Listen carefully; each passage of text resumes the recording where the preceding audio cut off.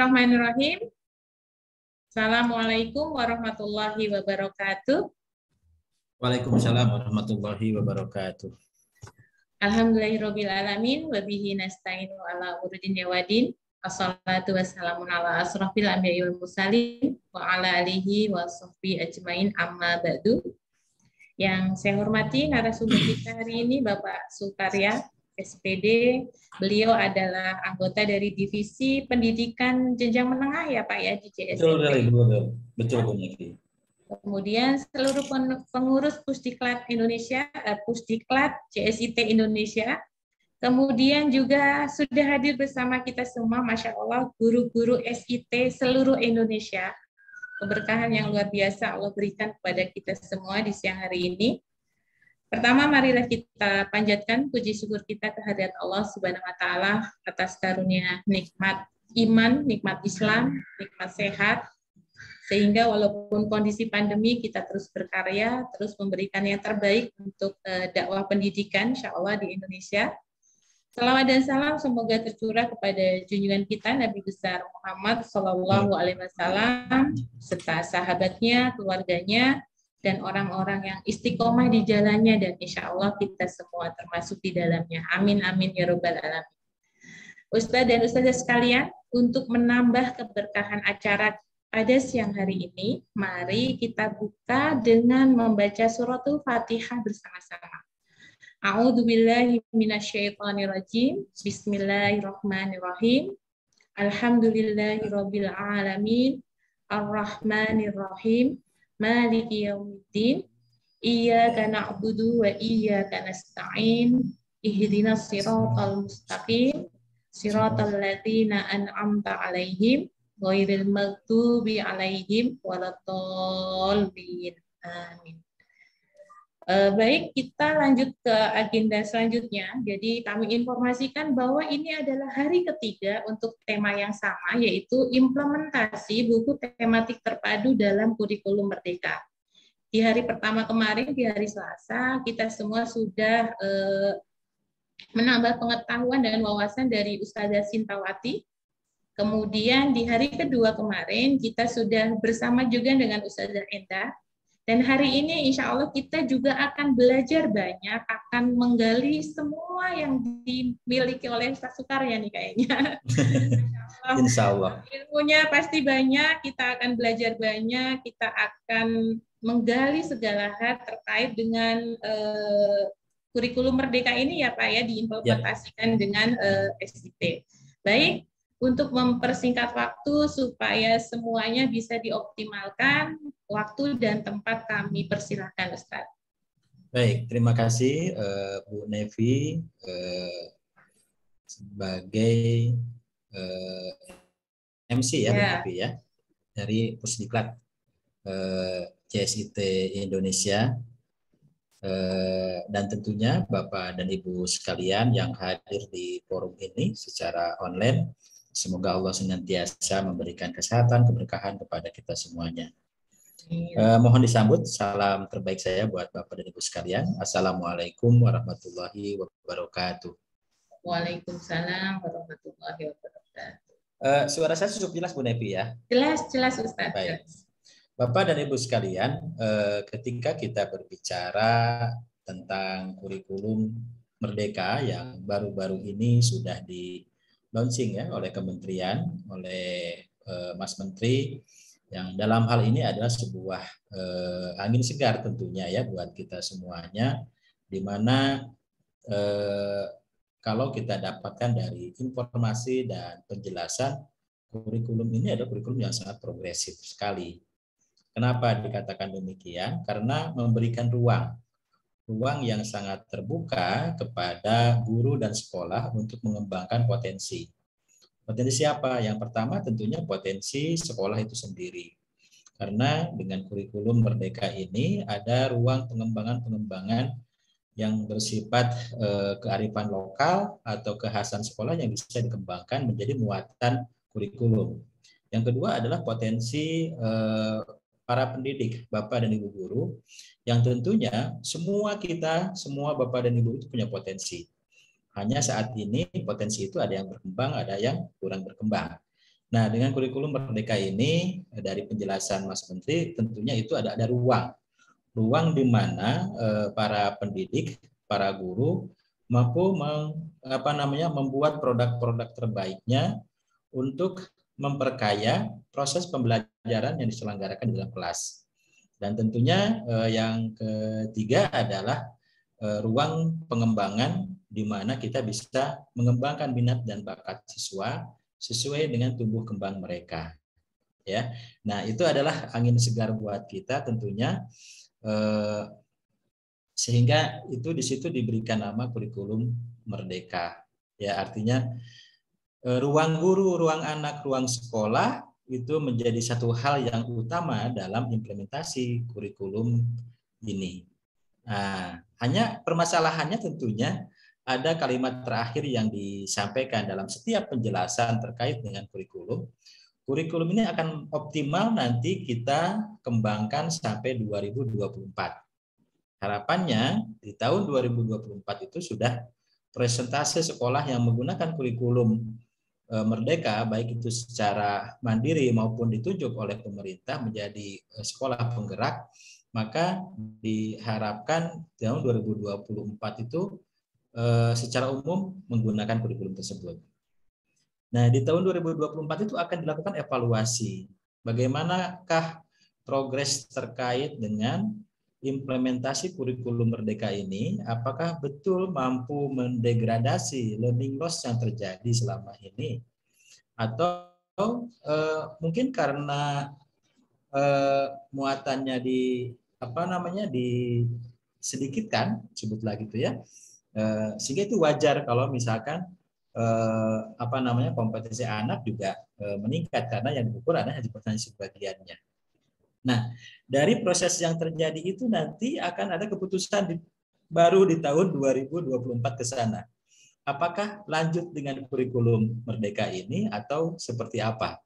Ya, nah ini permasalahan besar di kita bahwa kurikulum ini sangat tergantung kepada paradigma politik yang berkembang. Sampai muncul istilah ganti kabinet, ganti menteri, ganti kurikulum. Ya, nah itu menggambarkan bahwa kurikulum kita itu belum ajak karena masih dipengaruhi oleh kepentingan-kepentingan yang siapa di situ yang menjadi penguasa, siapa di situ yang menjadi pengendalinya.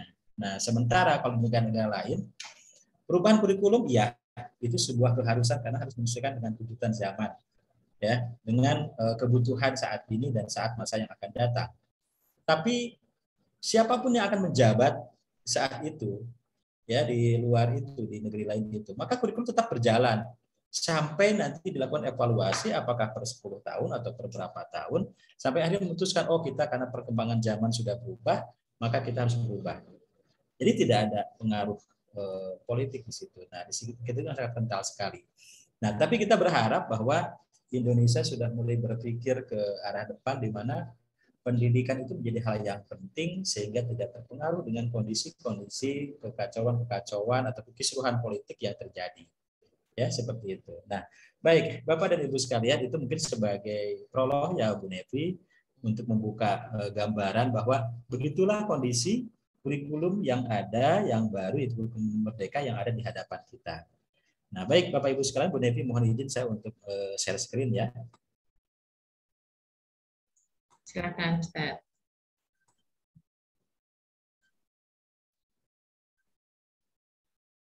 Baik, sudah muncul? Sudah. Sudah ya. Oke, baik. Bapak dan Ibu sekalian, kemarin mungkin teman-teman masih ingat ya, saya panggil teman-teman aja ya karena kita sama-sama praktisi ya di sekolah, praktisi pembelajaran, praktisi pendidikan. Nah, teman-teman sekalian, kemarin di 2 hari ke belakang, yaitu hari Selasa dan hari Rabu, kita sudah berbicara 2 hal esensi dalam kurikulum Merdeka. Yang pertama adalah kita sudah berbicara terkait dengan pembelajaran berbasis proyek, ya. Nah, pembelajaran berbasis proyek ini menjadi satu ciri khas tersendiri dalam kurikulum Merdeka, ya. Nah, apakah sekolah-sekolah yang belum menggunakan kurikulum mereka bisa mengimplementasikan ini sangat bisa,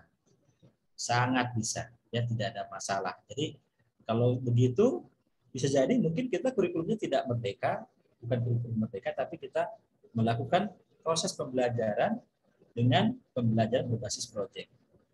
Sangat bagus sekali, jadi bisa, nggak ada masalah. Ya. Nah, materi yang kedua dengan Bu Enda kita sudah belajar juga tentang fokus materi esensi. Nah, Bapak dan Ibu sekalian, di kurikulum Merdeka ini itu adalah kurikulum masa pandemi atau sebutlah kalau sebelumnya disebut dengan kurikulum prototipe, ya, itu sebagai upaya menyesuaikan dengan kondisi kekinian yang merupakan hasil evaluasi dari yang pertama adalah ada pendapat yang mengatakan bahwa kurikulum 2013 itu adalah sangat padat, sangat berat, ya, sehingga perlu disesuaikan. Yang kedua adalah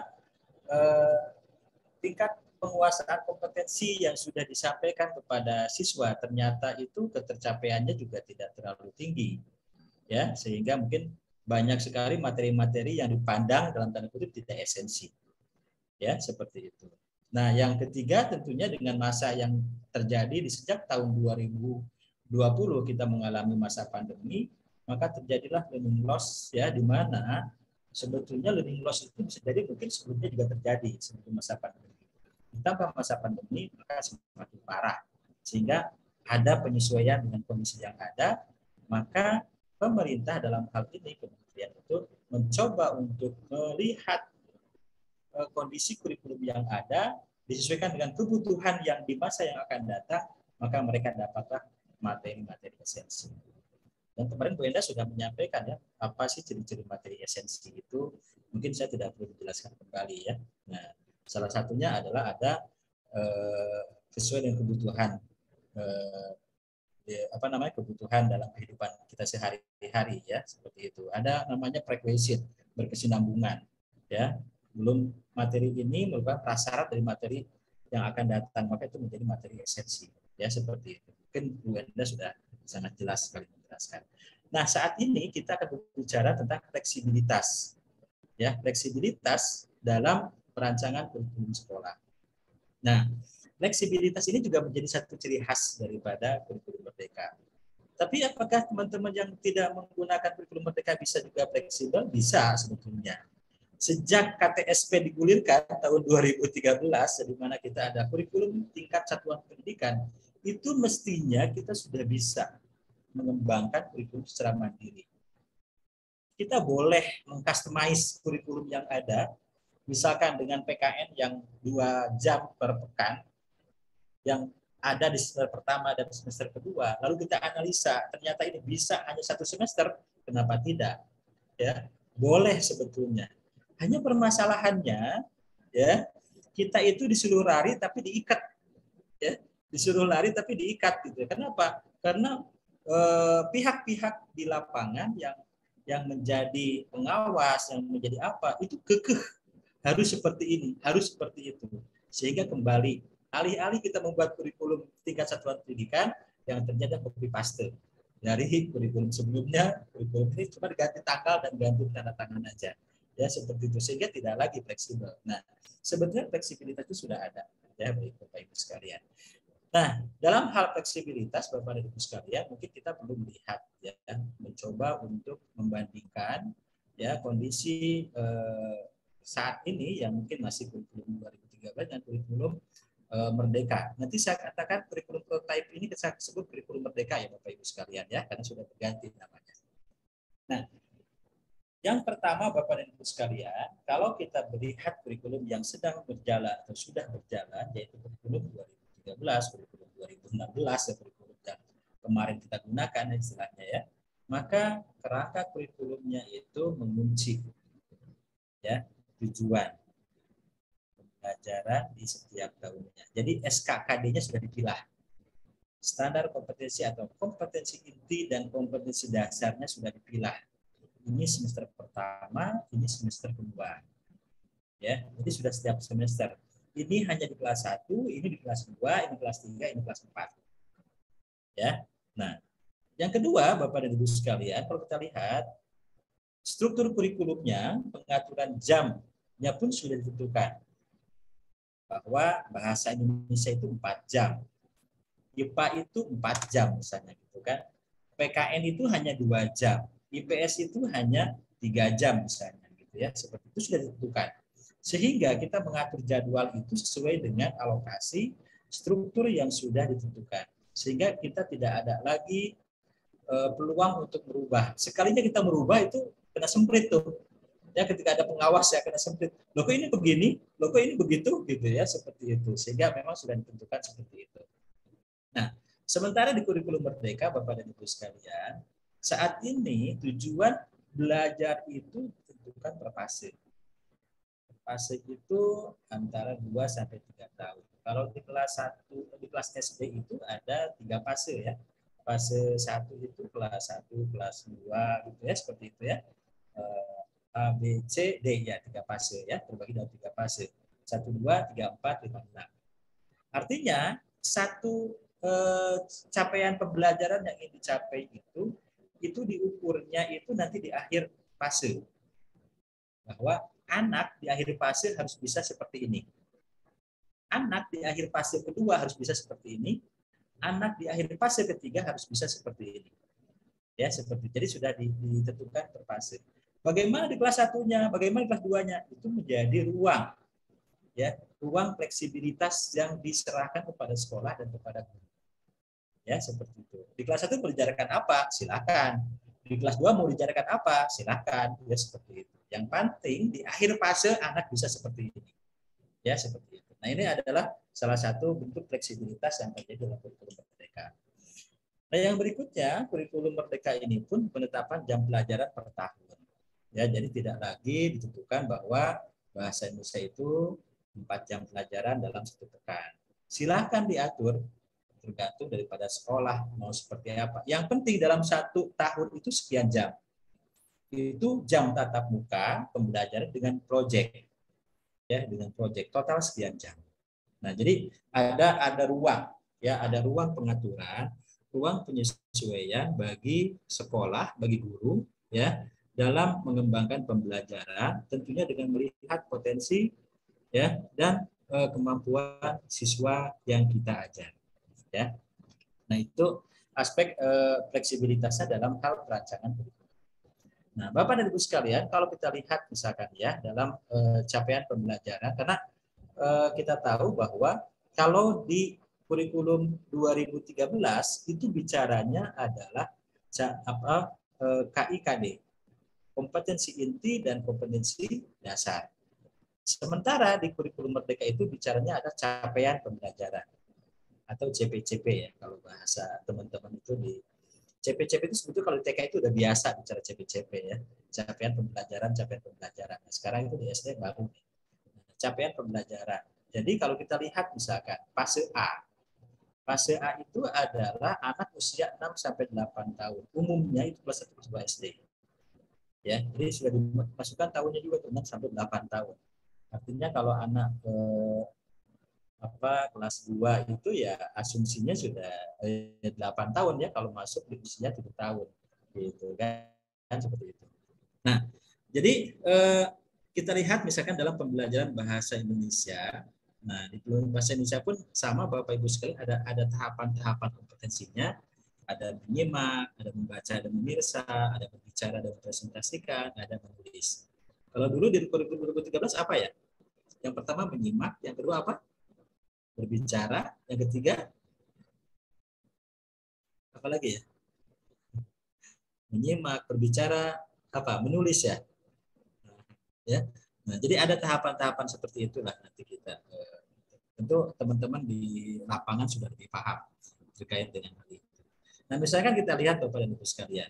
Fase A untuk anak usia 6 sampai 8 tahun itu umumnya di kelas 1 dan kelas 2 itu di akhir fase mereka memiliki kemampuan berbahasa untuk berkomunikasi dan bernalar sesuai dengan tujuan pada teman sebayanya. Dan orang dewasa tentang siapa? Tentang dirinya dan lingkungan sekitarnya. Belajar mampu memahami dan menyampaikan pesan mengekspresikan perasaan dan gagasan, partisipasi dalam percakapan dan diskusi secara satu. Belajar mampu meningkatkan penguasaan kosakata baru melalui berbagai kegiatan berbahasa dan bersastra dengan topik yang beragam. Nah, itu adalah CP, capaian pembelajaran di fase pertama, fase A untuk siswa kelas 1 dan kelas 2. Nah, di sini kita harus memilah. Fleksibilitas itu guru memilah sendiri mana yang akan diajarkan di kelas 1, mana yang akan diajarkan di kelas 2. Ya. Aspek menyimak di kelas 1 itu apa, aspek menyimak di kelas 2 itu apa. Ya, seperti itu. Jadi kalau misalnya aspek menyimaknya, belajar mampu bersikap menjadi penyimak yang baik. Belajar mampu memahami pesan lisan dan informasi dari media audio, teks aural atau teks yang dibacakan, dan instruksi lisan yang berkaitan dengan tujuan berkomunikasi. Nah, jadi sudah ditentukan per fase, nanti teman-teman di lapangan tinggal memilah. Bagaimana memilahnya? Dengan cara apa? Dengan cara menetapkan alur tujuan pembelajaran. Ya, dengan menetapkan alur tujuan pembelajaran. Nah, untuk mencapai fase ini, misalnya kita lihat ya, ini contoh alur tujuan pembelajaran bahasa Indonesia kelas 1 ya. 1.1 misalkan, sekarang tidak ada lagi kodifikasi seperti yang di K13 ya. Kalau 1.1 itu bicara tentang sikap spiritual ya. 2.1 sikap sosial. 3.1 pengetahuan, 4.1 keterampilan. Nah, sekarang itu babat seperti ini aja. Ya, jadi alternatif pertama untuk CP yang tadi itu contohnya alur tujuan pembelajaran bahasa Indonesia kelas 1 ya. Yang pertama adalah pelajar dapat menjelaskan dan mempraktikkan instruksi lisan yang diberikan guru terkait aktivitas pengolahan diri, ciri fisik manusia, fungsi anggota tubuh dan merawat kebersihan tubuh dengan menggunakan kata-kata sendiri. Ya, dan menggunakan kata-kata sendiri. Yang kedua, pelajar dapat memilih teks yang disukai terkait topik menjaga kesehatan diri dan menentukan informasi tentang diri tentang dari teks audiovisual ya dan teks aural atau teks yang dibacakan ya. Nah, jadi siapakah yang membuat ATP ini? Nah, ATP ini dikembangkan oleh sekolah, oleh guru. Nah, saya kalau tidak salah ada diberikan contohnya kalau sekolah-sekolah penggerak itu ya, karena ada bimbingan atau pendampingan khusus, maka mungkin sekolah penggerak yang ditunjuk atau yang sudah ditunjuk menjadi sekolah penggerak itu mereka akan dibantu dalam hal ini. Tapi bagi kita ya yang secara mandiri untuk menjadi sekolah penggerak maka perlu mengembangkan sendiri. Ya, seperti apa? Apakah harus 10 ya tujuan pembelajaran yang ada di kelas 1 ini? Tidak harus. Silakan sesuai dengan cara pandang guru apa yang akan diberikan kepada siswa. Materi esensi apa yang harus dikuasai oleh siswa. Nah, ini menjadi penting Bapak dan Ibu sekalian untuk dipastikan bahwa alur tujuan pembelajaran ini menjadi kewenangan guru, kewenangan sekolah dalam mengembangkan dengan melihat kompetensi atau kemampuan siswa. Nah, ini contoh yang kedua, alternatif yang kedua. Alur tujuan pembelajaran bahasa Indonesia kelas 1. Ya, ini alternatif yang kedua ya contohnya. Sampai 12 poin. Tadi 10 sampai 12 poin. Jadi silakan itu bisa dikembangkan. Misalkan kalau dalam aspek menyimak, belajar memahami dan dapat mempraktikkan instruksi lisan yang diberikan oleh orang tua dan guru mengenai aktivitas yang berhubungan dengan bantu diri ya atau membantu diri yaitu mandi, berganti pakaian, membersihkan diri dan makan. Ini bicara tentang bantuan terhadap diri sendiri, mandi, berganti pakaian, membersihkan diri. Kalau yang tadi ada berbicara tentang bagian-bagian tubuh. Ya. Nah, jadi bisa jadi dalam satu wilayah di sekolah itu tidak sama satu sekolah dan sekolah yang lain untuk alur tujuan pembelajaran. Bisa jadi tidak sama. Ya. Karena ini sangat tergantung guru melihat aspek penting ya atau materi esensi yang perlu diberikan kepada siswa. Nah, jadi ini Bapak Ibu sekalian. Jadi ada ruang untuk pengembangan kompetensi yang harus dikuasai oleh siswa yang diberikan kepada guru, kepada sekolah untuk dikembangkan. Ya, seperti itu. Baik. Nah, kemarin mungkin sudah disimak ya kerangka dasarnya. Jadi Bapak dan Ibu sekalian, struktur kurikulum, capaian pembelajaran, prinsip pembelajaran itu bersumber dari yang utama, yang pertama, yaitu tujuan pendidikan nasional. Tujuan pendidikan nasional yang ingin menciptakan generasi yang bertakwa, beriman, bertakwa, ya, dan memiliki rasa nasionalisme ini nanti diturunkan ke dalam bentuk profil pelajar Pancasila. Nah, dari profil pelajar Pancasila itu diturunkan lagi menjadi standar kompetensi lulusan. Di standar kompetensi lulusan inilah mungkin yang akan menjadi satu hal yang perlu diperhatikan oleh sekolah untuk dicapainya nanti di akhir selesai siswa di fase yang ketiga kalau di SD, ya. Nah, di dalamnya itu ada memuat standar isi, standar proses, dan standar pendidikan, penilaian pendidikan. Nah, standar isi itu bicara tentang CP-CP-nya tadi, tentang CP-CP. Standar prosesnya bagaimana? Nah, standar prosesnya itu kalau saya melihat Bapak dan Ibu sekalian, standar proses kalau kita lihat dalam lampiran dari kementerian tersebut yang di dalamnya memuat capaian-capaian pembelajaran itu tetap mengadopsi langkah-langkah pembelajaran saintifik, ya, dari mulai anak itu mengamati, menanya, ya, seperti itu mengadopsi langkah-langkah saintifik. Nah, sementara di kita di SIT adalah menggunakan langkah-langkah terpadu, jadi sangat sesuai, gitu ya. Karena saintifik dengan terpadu itu tidak bertolak belakang, tapi sangat beririsan. Ya, kalau di saintifik itu ada 5M, ya, 5 langkah, ya, dari menanya sampai dengan mempresentasikan. Kalau di terpadu itu ada 7 langkah, dari mengamati sampai dengan duniawi dan ukhrawi. Nah, jadi sangat sesuai. Jadi secara prosesnya tetap mengacu kepada langkah-langkah proses saintifik. Ditambah dengan proyek, ya, ditambah dengan proyek yang dikembangkan yang memang perlu dilakukan minimalnya itu adalah 2 kali dalam 1 tahun. Nah, dan tentunya standar penilaian. Nah, ini standar penilaian juga menjadi penting Bapak dan Ibu sekalian. Sekarang sudah berjalan yang disebut dengan AKM, lalu dikembangkan juga kalau standar penilaian dalam proses itu adalah ada penilaian for learning, ada ya assessment for learning, ada assessment as learning, dan ada assessment of learning. Nah, itu adalah standar penilaian dalam proses yang sedang dilakukan oleh guru. Ya, seperti sementara pemerintah mengambil standar penilaian pendidikannya adalah dengan berbasis AKM. Ya, seperti itu.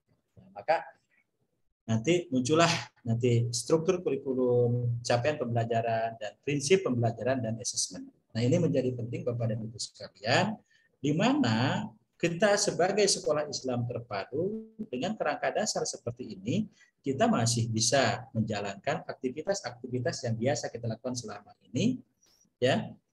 Apakah itu kita menggunakan kurikulum 2013, apakah kita menggunakan kurikulum masa darurat, atau kurikulum merdeka. Kita saat ini sesuai, sudah sejalan. Baik itu dari standar isinya, standar proses, maupun standar penilaiannya. Jadi tidak ada masalah. Ya, seperti itu.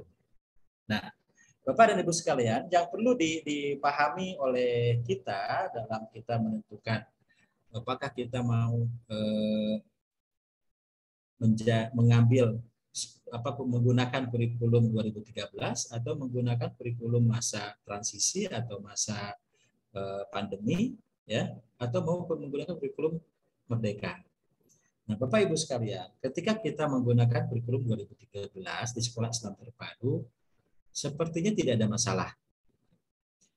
Dan boleh kalau kita sudah mau memilah mana materi esensi yang akan kita gunakan.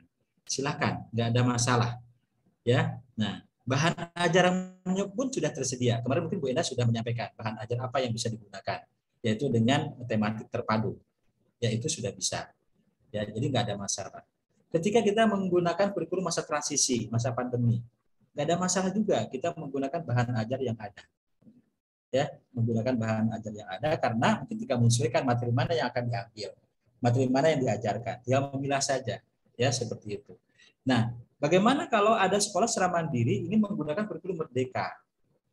Kalau kita ingin menggunakan kurikulum Merdeka dan berharap mendapatkan buku yang seperti yang diberikan kepada sekolah-sekolah yang ditunjuk menjadi sekolah penggerak, ini yang agak kesulitan, Bapak Ibu sekalian.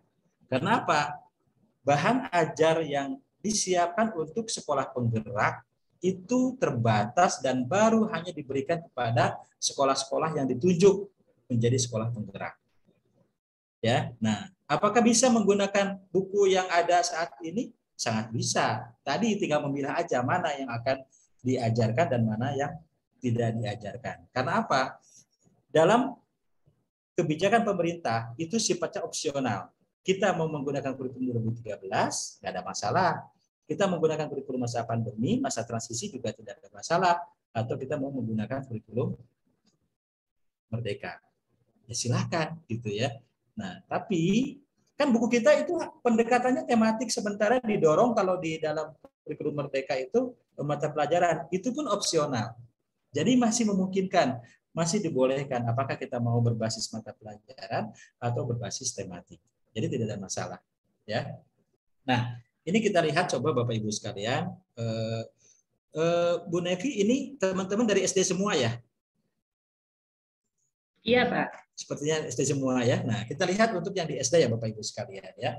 Nah, ini karakteristik kurikulum di jenjang, di setiap jenjang, tapi kita akan melihat yang di SD saja. Nah, bagaimana sih karakteristik kurikulum yang ada di kurikulum Merdeka untuk jenjang SD? Yang pertama ada penguatan kompetensi yang mendasar dan memahami secara holistik. Ya, secara menyeluruh, secara umum, secara terpadu ya seperti itu.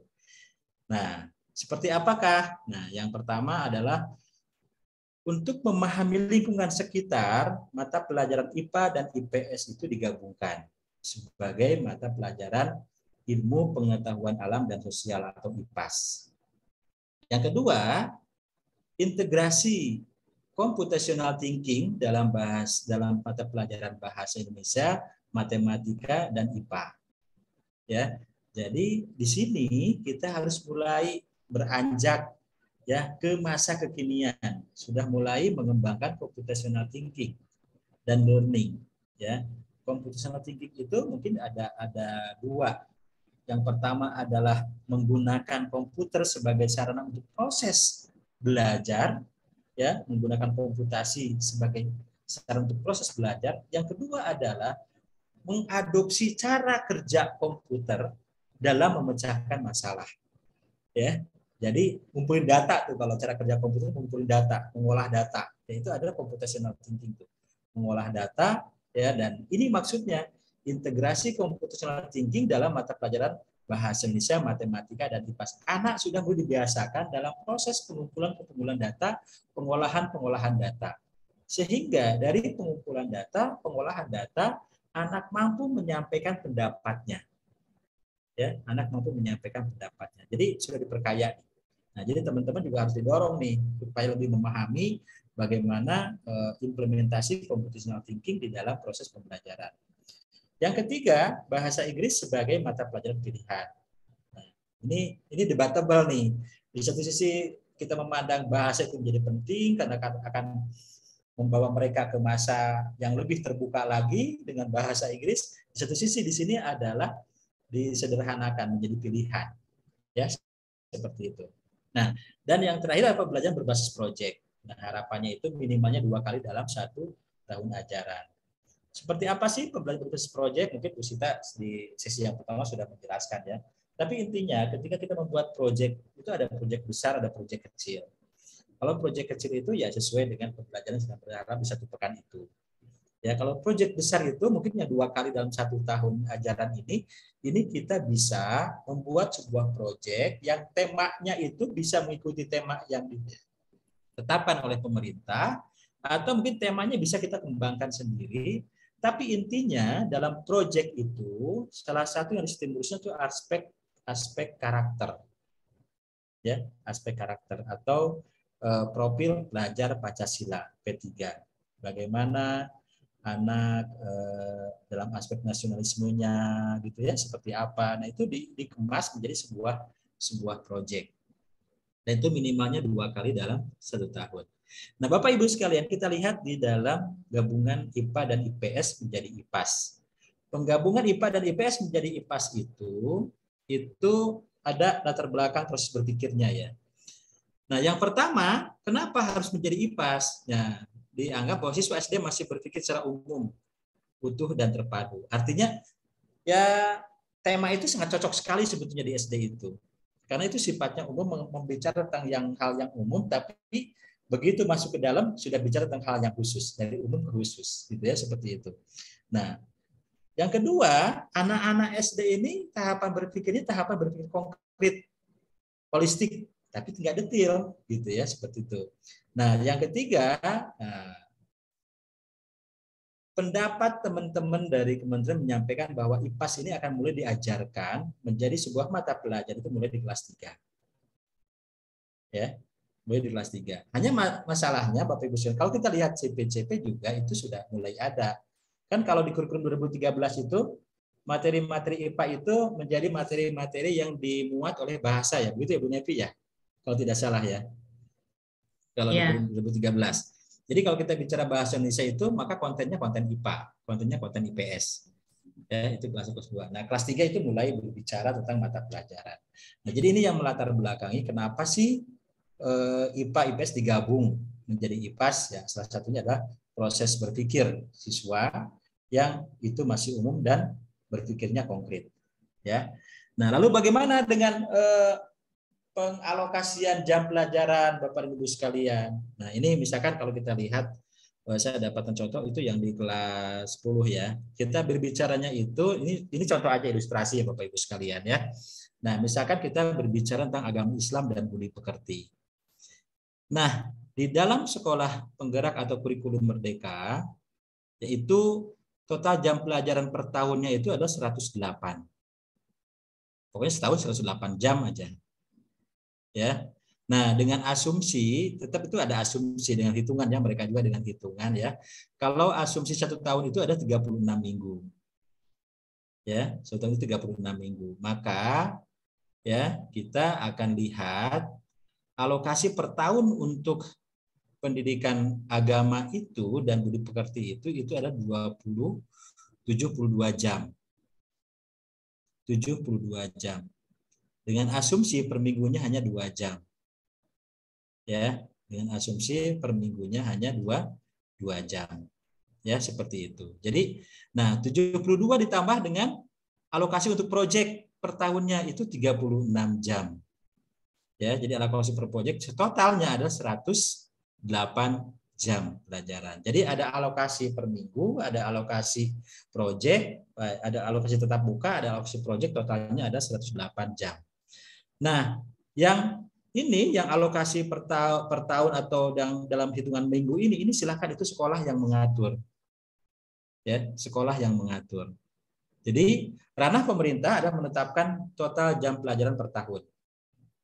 Di SD juga demikian. Silakan nanti dikembangkan oleh teman-teman yang mau menggunakan kurikulum merdeka atau kurikulum 2013. Yang penting kita mengacu ke sini nanti materi-materi 2013 mana yang akan dipilah gitu ya, misalnya gitu kan, seperti itu. Nah, bisa dengan cara mengacu kepada alokasi jam pelajaran per tahun seperti ini. Nah, jadi ada ruang bagi sekolah untuk menentukan materi-materi mana yang dipandang esensi sehingga alokasinya bisa lebih banyak dibandingkan yang biasanya. Nah, Bapak Ibu sekalian, ada yang menarik di sini ya, yaitu pendidikan Pancasila. Di sini masih bintang 3. Bintang 3 itu artinya opsional. Artinya kalau opsional itu bisa diintegrasikan dengan muatan lokal lainnya. Ya, yang tadi saya sampaikan, mungkinkah PKN ini di customize hanya di 1 semester saja? Ya mungkin. Semester berikutnya yang keduanya itu mata pelajaran yang lain, ya nggak masalah gitu ya, seperti itu. Karena di sini adalah masih opsional di mana satuan pendidikan bisa mengintegrasikan dengan muatan lokal yang lainnya dalam mata pelajaran yang lain. Artinya itu bisa dikombin ya dengan mata pelajaran yang lain. Mungkin kalau kita lihat misalkan materi apa saja sih di sekolah yang mungkin bisa dianggap ringan, muatannya tidak terlalu berat selain PKN gitu ya, maka itu bisa di customize. Nah, inilah ruang-ruang seperti itu dikembangkan oleh sekolah, sehingga sekolah punya ruang untuk pengembangan karakter anak-anak dan punya ruang untuk membiasakan pembelajaran berbasis proyek. Ya, nah kalau tadi hanya 2 kali dalam 1 tahun, mungkin di sekolah-sekolah Islam terpadu itu bisa lebih daripada itu. Ya, boleh mau 3 kali, mau 4 kali ya dikembangkan pembelajaran berbasis proyek. Ya, tetapi dengan betul-betul pembelajarannya itu betul-betul mendalam, pembelajaran berbasis proyek, PBL ya, project based learning. Nah, ada lagi hal-hal yang sifatnya opsional, seni musik, seni rupa, seni teater, seni tari itu opsional. Jadi silakan itu diserahkan kepada siswa mau pilih yang mana, apakah seni musik atau seni rupa, atau sekolah menentukan tahun ini kelas ini kelas 1 misalkan adalah seni rupa. Ya, sudah lumayan paham, 2 tahun kemudian itu seni rupa lagi, misalkan tahun berikutnya itu seni tari. Ya, silakan, itu kewenangan sekolah ya yang menentukan. Ya. Nah, jadi di sini ada ruang bagi sekolah untuk mengembangkan potensi sekolahnya dalam mengembangkan struktur kurikulumnya. Nah, ini adalah gambarannya Bapak Ibu sekalian ya. Jadi setiap alokasi waktu itu ditentukan oleh pemerintah dalam 1 tahun. Ya. Nah, sementara per minggunya itu diserahkan kepada sekolah. Silakan diatur oleh sekolah kebutuhannya seperti apa, tingkat kesulitan, tingkat kedalaman materi dalam setiap mata pelajaran itu seperti apa. Silakan dianalisa dan ditentukan bobot jam pelajarannya. Sehingga memungkinkan adanya integrasi 2 mata pelajaran. Misalkan semester pertama untuk pelajaran ini, semester kedua untuk pelajaran berikutnya. Ya, jadi bisa seperti itu.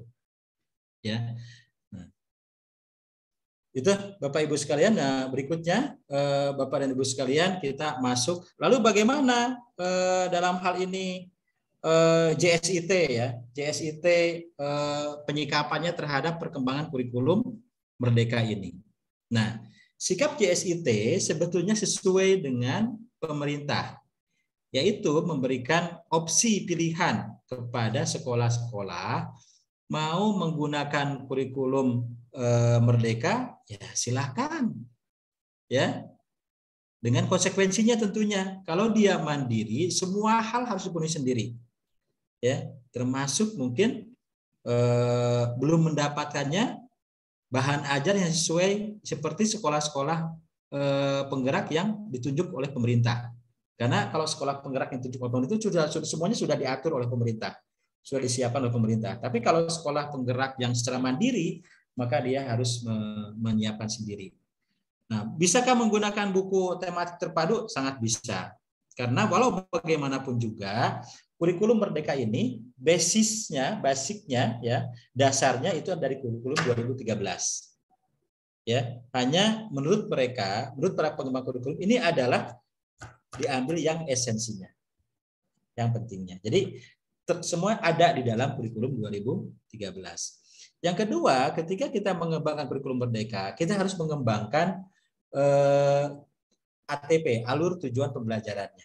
Sementara di kurikulum 2013 itu sudah tersedia kompetensi inti dan kompetensi dasarnya dan sudah terpilah.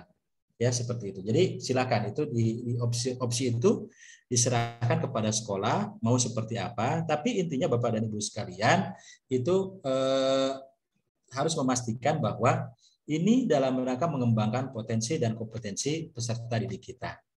Sehingga kalau nanti ketika tes AKM itu bisa tuntaslah anak-anak kita ya, walaupun menggunakan kurikulum 2013 misalnya atau kurikulum masa transisi. Ya. Nah, dalam bagaimana dalam penyiapan rancangan pembelajarannya ya, atau kita bicara tentang RPP-nya, rencana pembelajarannya. Nah, Bapak dan Ibu sekalian, dalam RPP, kalau kita bicara RPP, kan di awal dulu ya, pertama kali Mas Menteri bicara, RPP cukup 1 lembar. Wah, RPP 1 lembar, wah heboh, wah sorak kita kan senang ya, RPP 1 lembar, hore, RPP hanya 1 lembar gitu ya, gitu. Tapi ternyata RPP 1 lembar itu kosong, belum diisi ya. Begitu diisi ternyata sama juga 5 lembar juga isinya gitu kan. Jadi nggak jadi SPP RPP 1 lembar. Nah, di Sekolah Islam Terpadu Bapak Ibu sekalian, RPP ini bisa dibuat untuk 1 pekan, untuk 1 subtema. Ya, untuk 1 subtema di mana nantinya setiap setiap pembelajaran itu muncul terpadunya. Terpadu 1, pembelajaran 1 terpadu, pembelajaran 2 terpadu, pembelajaran 3 terpadu, pembelajaran 4 terpadu. Nah, kemudahannya Bapak Ibu sekalian, kalau kita menggunakan kurikulum 2013 dengan menggunakan atau kurikulum apapun dengan menggunakan buku tematik terpadu, kita dimudahkan tinggal ngambil ya materinya ini, tinggal memindahkan aktivitas ini, tinggal memindahkan ke dalam RPP ini. Ya, karena apa? Walau bagaimanapun juga RPP ini menjadi penting adanya karena itu nanti menjadi panduan kita dalam proses, ya seperti itu. Nah, tahap pertama ini Bapak dan Ibu sekalian dalam perancangan RPP itu biasa secara umum ada yang disebut dengan kepala RPP, identitas atau informasi mengenai RPP. Ada nama penulis, ya, ada kelasnya, ada temanya, ada subtemanya. Ada kata kunci subtema, ya. Ada kata kunci subtema ini menjadi penting. Subtema ini kata kuncinya apa ya? Untuk membuat mengingatkan kita bahwa ada hal penting dalam tema ini.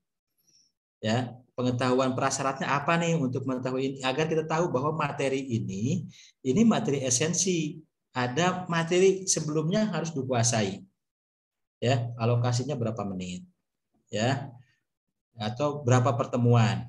Ya, seperti itu. Lalu moda pembelajarannya apa? Apakah tatap muka atau sinkronus atau asinkronus atau blended, hybrid, ya seperti itu. Itu silakan ditentukan sesuai dengan kebutuhan.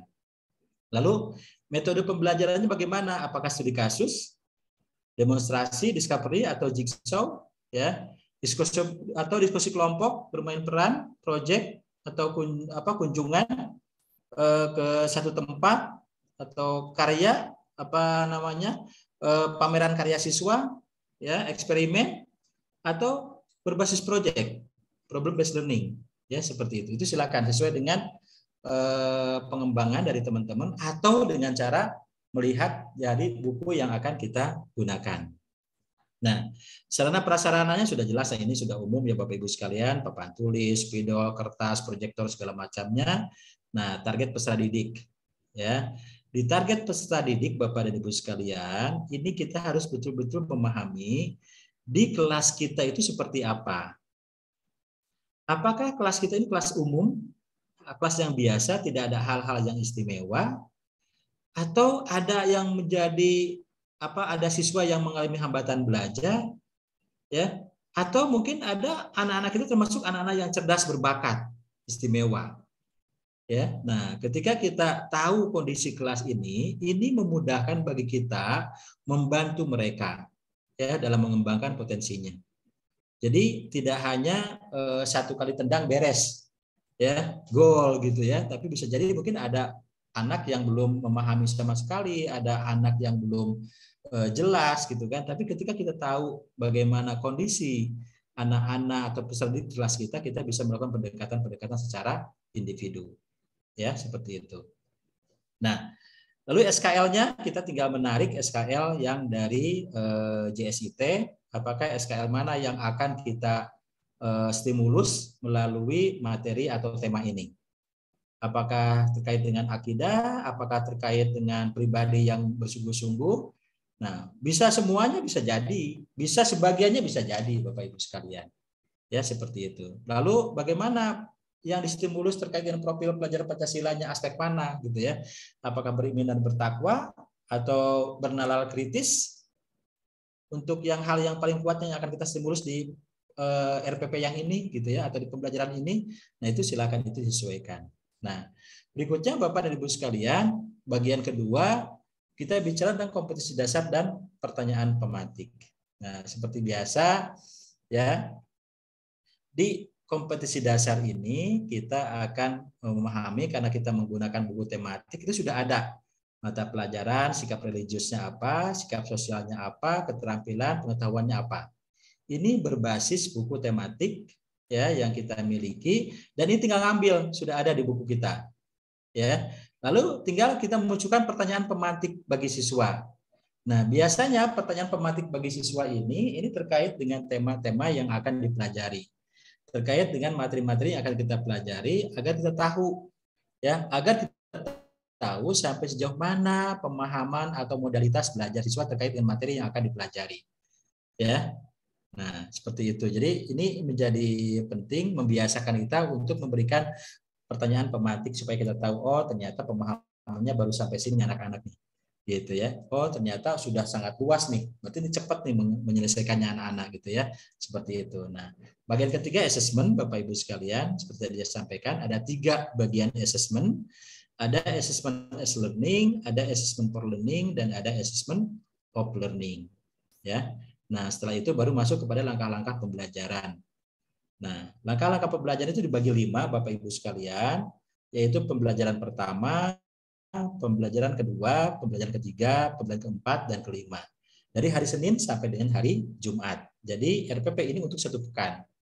Nah, bagaimana tahapannya? Ya, tahapannya terpadu. Telaah, eksplorasi, rumuskan, presentasikan, aplikasikan, duniawi, dan ukhrawi. Di mana dapatnya? Yaitu kita tinggal memindahkan dari buku yang sudah ada. Ya, dari buku kita. Nah, ini contohnya Bapak Ibu sekalian, ya nanti kita lihat ya. Nah, di bagian 5 ada refleksi. Nah, refleksi pun ini ada ya Bapak Ibu sekalian. Terutama di buku ini ada refleksi yang oleh siswa. Seperti apakah saya memahami materi ini, nanti refleksi untuk guru bagaimana. Ini diisi supaya kita tahu apakah materi ini tuntas, apakah anak itu menguasai sesuai dengan harapan kita, itu perlu kita lakukan refleksi.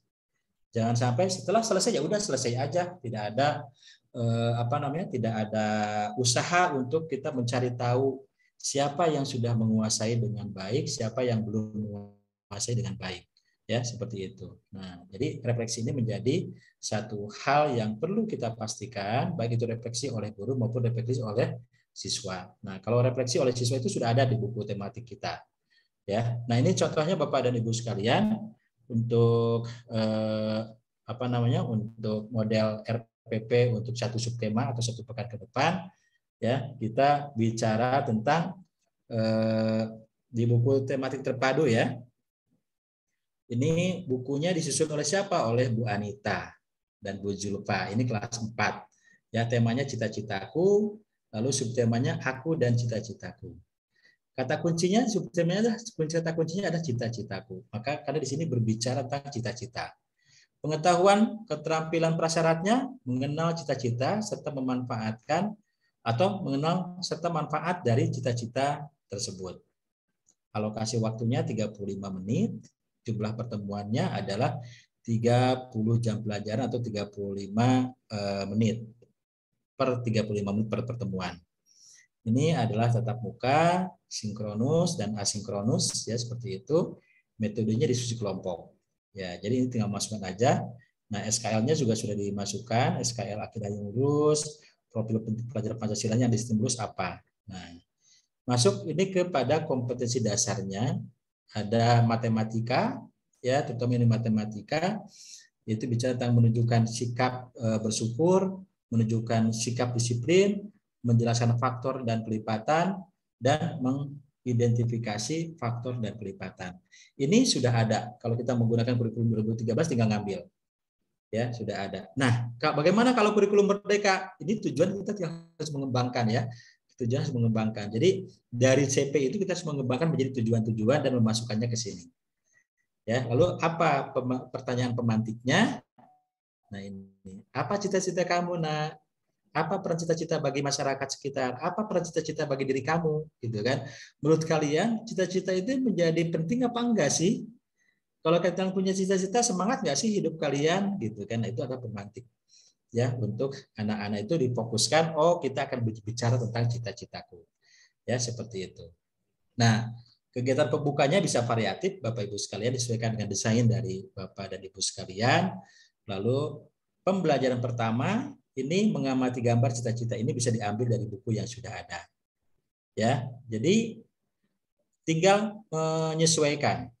dengan kebutuhan kita. Jadi kalau kita menggunakan buku tematik terpadu, Bapak Ibu sekalian, ini dimudahkan karena di dalam buku tersebut semua tahapan proses terpadu itu sudah terlihat.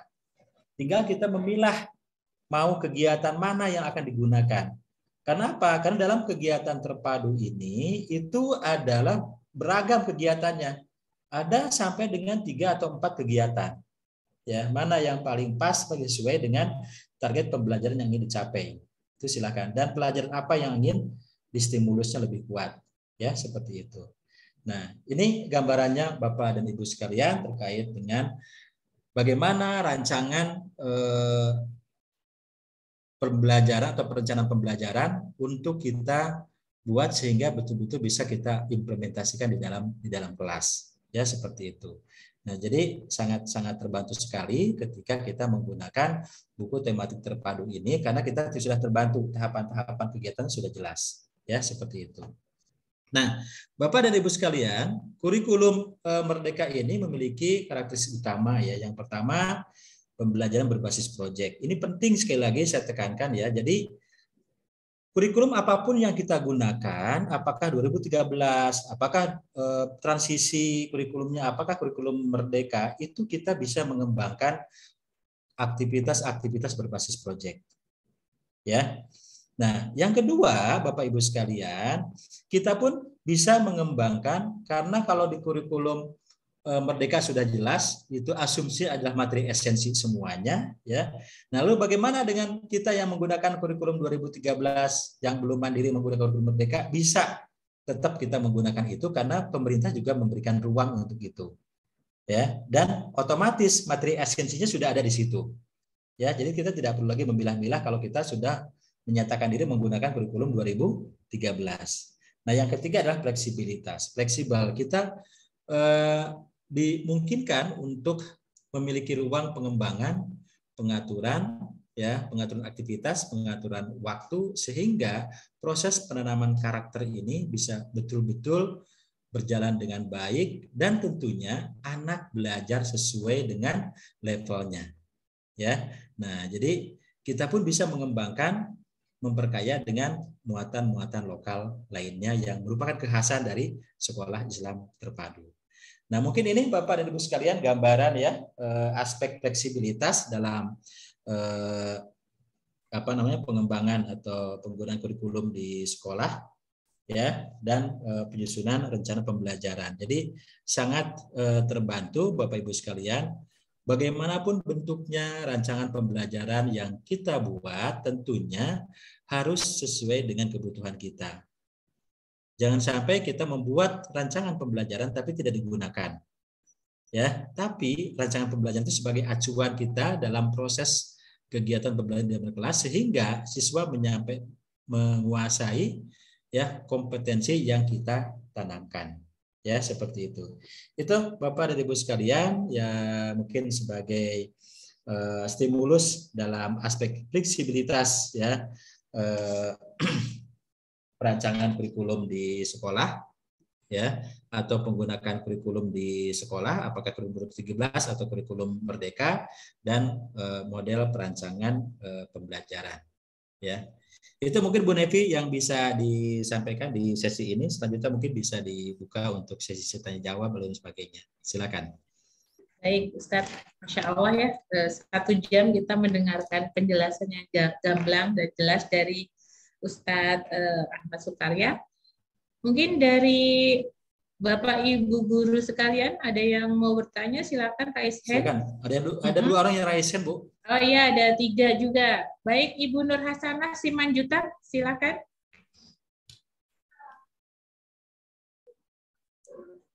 Masih di mute?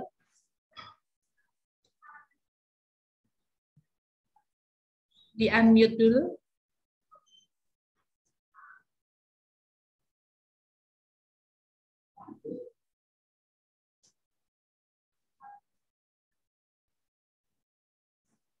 Dianya nih. Ya, sudah, silakan. Assalamualaikum warahmatullahi wabarakatuh. Waalaikumsalam warahmatullahi wabarakatuh. Syukran Ustadz dan Ustazah atas pemaparannya tadi, sangat luar biasa. Perkenalkan, saya Nur Hasanah Simanjuntak dari SDIT Al-Ittihad Riau, Pekanbaru ya Ustadz ya. Tadi Ustadz sudah menerangkan beberapa tentang sosialisasi buku ini. Yang kita kan dalam kurikulum K13 maupun kurikulum Merdeka sekarang ini selalu bagaimana anak-anak itu berkarakter gitu.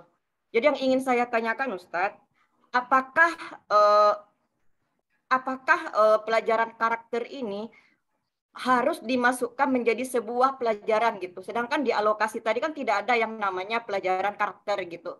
Jadi karakter ini selama ini kan hanya sekedar bagaimana bisa terimplementasi dalam pembelajaran. Apakah memang ada pelajaran khusus untuk pelajaran karakter itu atau memang khusus untuk mengupas SKL dari JSIT. Yang kedua, Ustadz, tentang rancangan RPP. Di awal kita menggunakan buku JSIT ini, kita memang membuat RPP untuk per minggu. Salah satu tujuannya adalah agar guru-guru tidak terlalu direpotkan dengan RPP, namun fokus pada pembelajaran yang disajikan secara online. Itu tahapannya. Namun Ustadz, di satu semester kami membuatkan RPP per minggu itu, malah kita guru-guru, karena mungkin tidak paham juga ya, jadi jatuhnya itu RPP itu sampai 25 lembar juga gitu. Jadi misalnya nih kayak di telaah pembelajaran 1, kita masuk nih tahapannya apa, di telaah pembelajaran 2 sampai pembelajaran 5.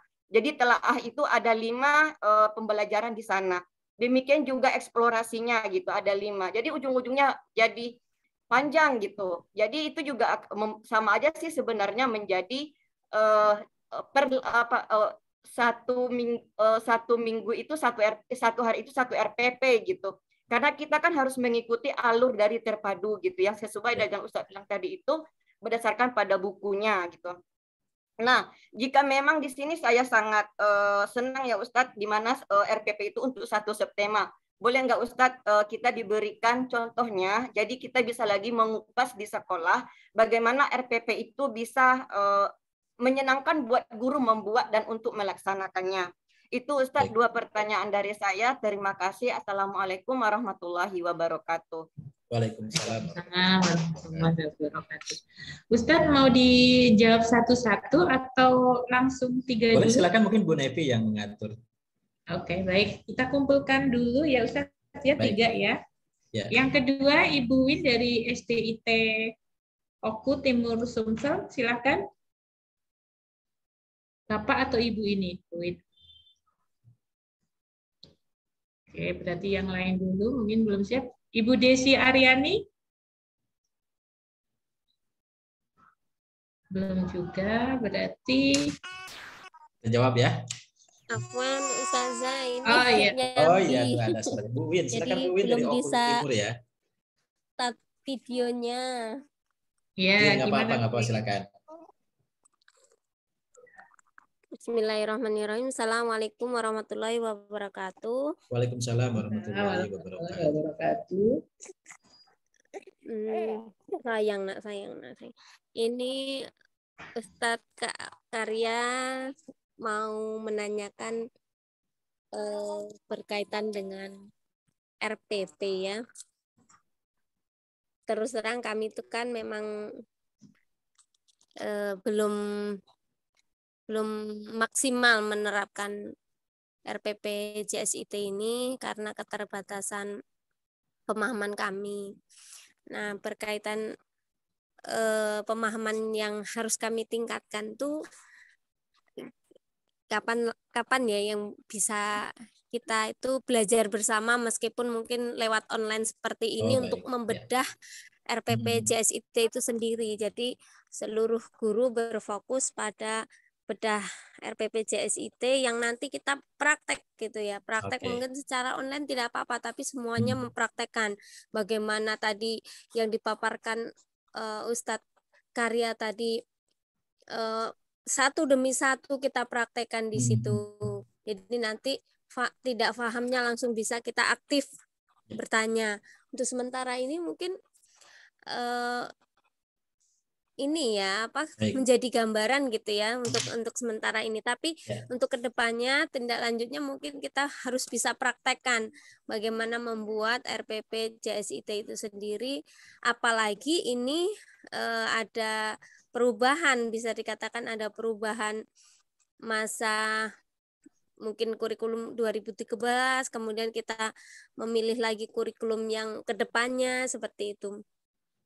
Terus yang kedua, pertanyaan kedua ini Ustadz, berkaitan dengan buku itu sendiri yang ada hubungannya dengan RPP.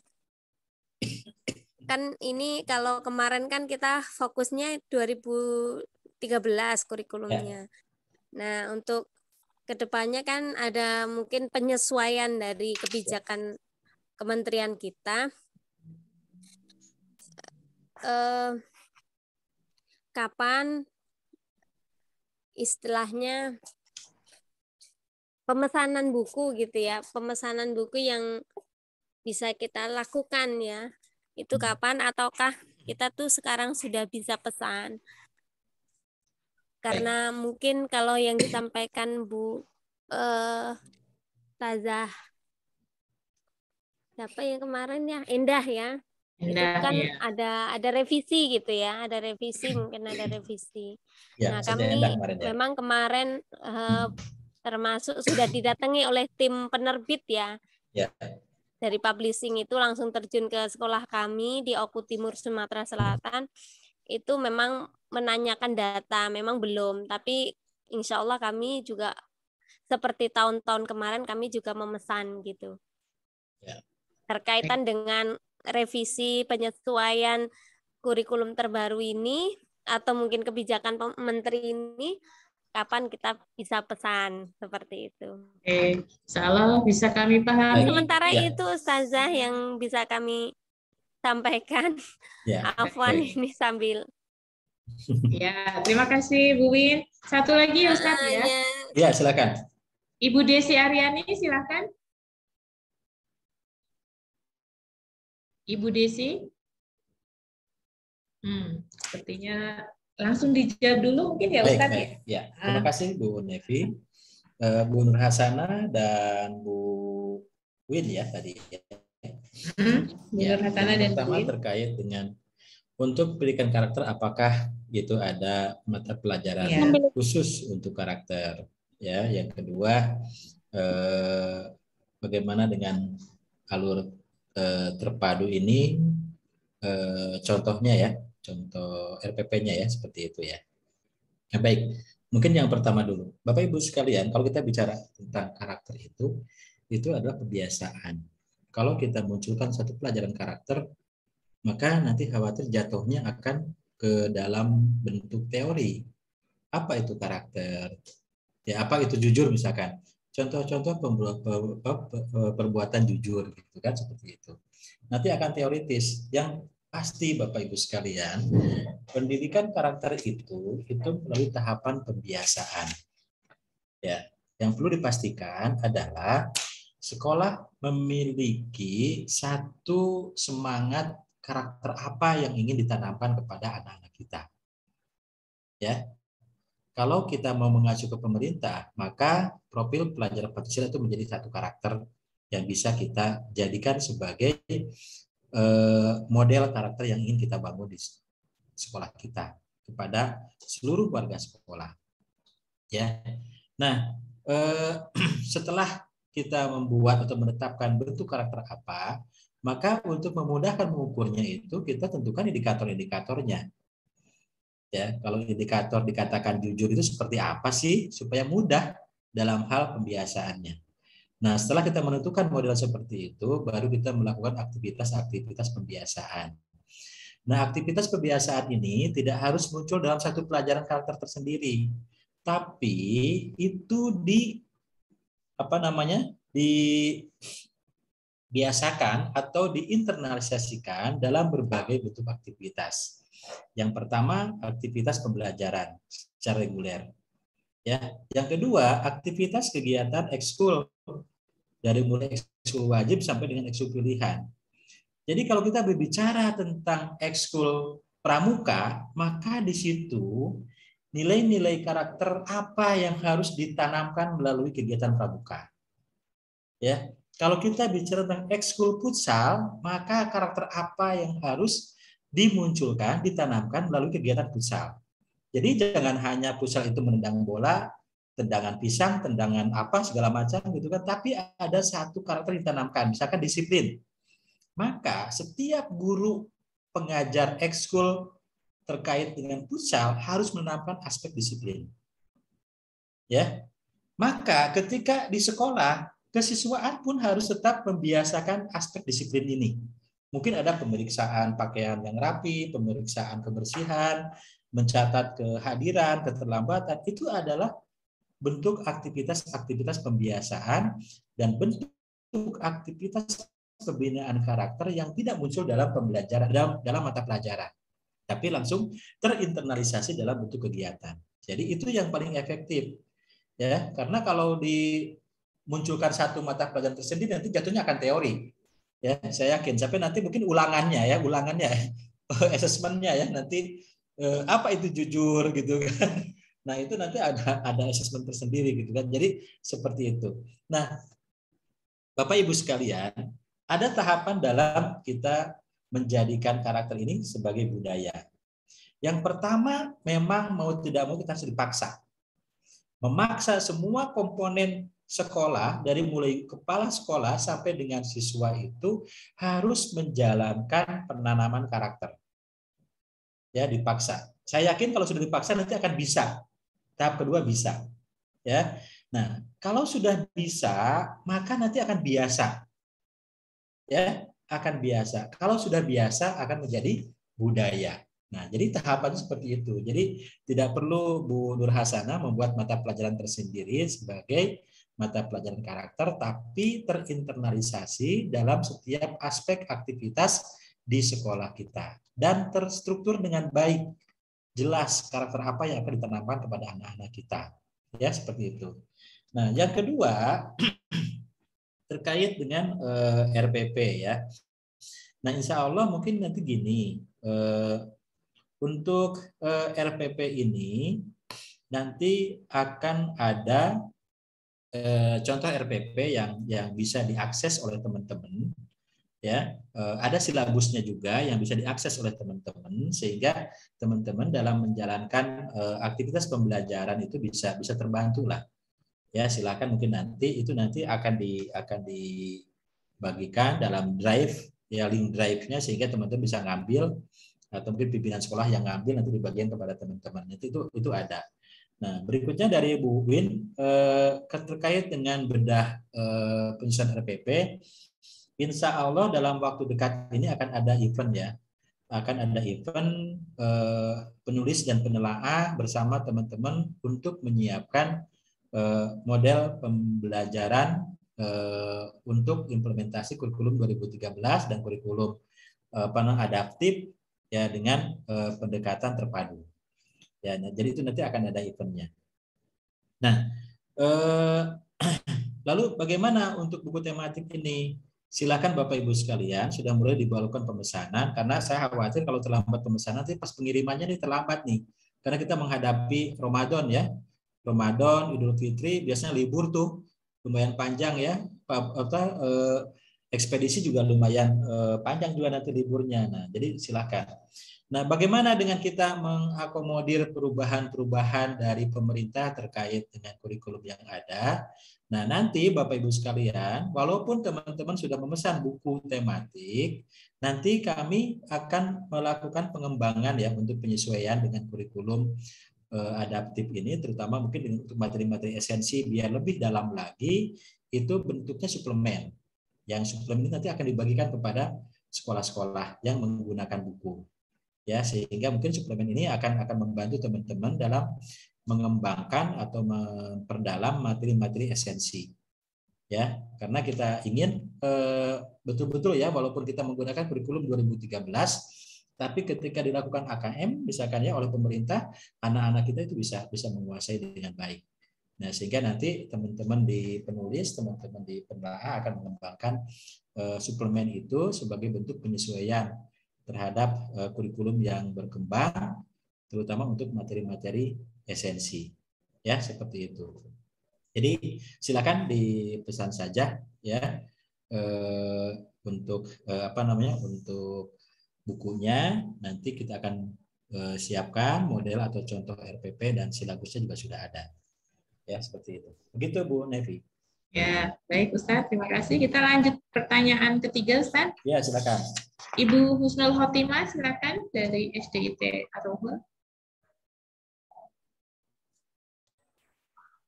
Oke, Assalamualaikum warahmatullahi wabarakatuh. Waalaikumsalam warahmatullahi wabarakatuh. Ya, Ustaz, tadi disampaikan tentang pelatihan, kayaknya memang kami dari SIT ini butuh sekali untuk bisa dilatih sehingga paling tidak sekolah-sekolah SIT sudah lebih dulu siap untuk kurikulum merdeka, Siap. Untuk pertanyaannya, ini tadi agak ada sedikit pertanyaan ketika jenengan menyampaikan banyak hal tadi tentang fase dan penilaian akhir fase.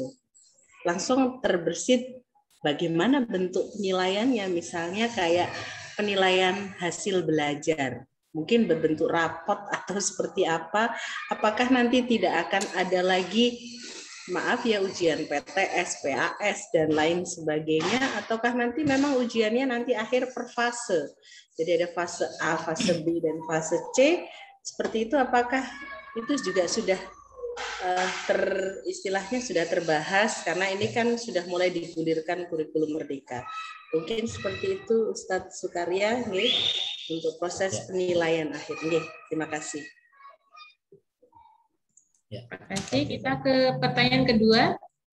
Yang keempat maksudnya Ustadz Mugni Ansori, silakan SDIT Permata Bunda. Ya, Assalamualaikum warahmatullahi wabarakatuh. Waalaikumsalam warahmatullahi wabarakatuh. Ya, jazakumullah khairan atas waktu dan juga ilmu yang sudah diberikan Coach Sukarya dan silakan Coach Nevi ya. Saya dari SDIT Permata Bunda 2 Bandar Lampung. Kebetulan saya mengajar di kelas 5, Coach. Ya, mungkin tahun lalu pernah Coach ngasih ADLX Introflex ya. Iya, masih ingat. Dan Coach Sukarya yang ininya juga yang mendampingi.